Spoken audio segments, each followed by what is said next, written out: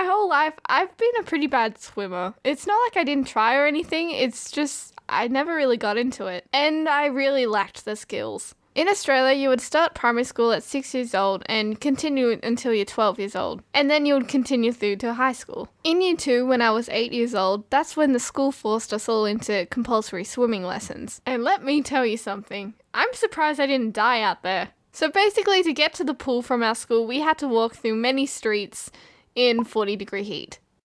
40 degrees Celsius. This is how much it is in Fahrenheit, and this is what we all looked like. Anyway, the main rule was to never walk in front of the teacher. What are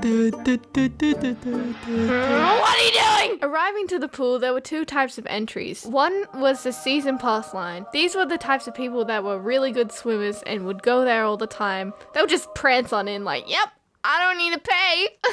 And because of this, they were the first ones to get into the change rooms and get into the pool straight away. While on the other hand, there was a second gate where you had to line up and pay cash to get into the pool. This line was always filled with kids trying to find money everywhere in bags, pockets, the ground, just trying to scrape up enough money to try and get in. I was one of those kids. So after finally getting into the pool, we walk into the change rooms while the season pass people walk out. And things start to get a bit weird. From what I remember of the change rooms, girls ran everywhere for some weird reason. And there was a lot of, do you like my swimmers? And, ew, whose undies are those? Ew! Ew! Ew! Ew! Ew, that's so gross. Ew. In the first session, they would allocate you in swimming groups based on your swimming abilities. The groups would range from Group 1 to Group 4. Group 1 being the lowest group where kids can barely float, and the Group 4 kids, the season pass. There's no point really covering the test as it was pretty boring, but anyway, I got put into Group 4. Me. Someone who can barely swim. Group 4!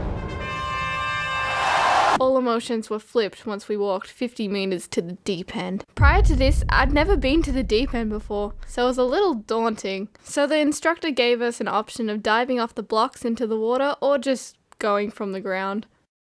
I chose the ground because what else am I going to do in this situation? People started diving one by one, and then it was my turn. I was sitting on the edge of the pavement with my arms out ready to dive. I had no idea what I was doing. My body hits the water with a huge slap and my goggles just filled up with water. As soon as I hit the water, I realized what was happening. I splashed everywhere around trying to get to the surface and I immediately went to the wall. You all right? I can't swim, help! I can swim! I promise. Next, we had to swim a whole lap in freestyle, and that turned out to be more embarrassing. Ready, set, go! The sad thing was that the instructor didn't stop me or anything. He just encouraged me to keep going. This didn't help me at all because I still had the fear of drowning. Doing great. So close. Yeah. Good job. Keep it up. You're doing good. Yep. Swim. Almost there. Great work. Keep it up. Up. Congrats. So I managed to finish the whole lap, which was pretty surprising, but by the end of it, my muscles were aching so much. I just wasn't cut out for it. I wouldn't have lasted much longer out there. Everyone, you did great, except Jess. Can I talk to you for a minute, Jess? Look, you're a really great swimmer and all, but I think you would be better in Group 3. Or 1. To be honest, I kind of expected this talk from the instructor because he literally saw me like half drowning twice. I didn't mind though because I got to spend like half an hour with the elite squad when I really shouldn't have been there. Let's be honest. Don't get me wrong, Ashley really likes swimming, but I'm just really not good at it. Whenever I do go into water these days, you will most likely see me doing the doggy paddle. At some point. Not always.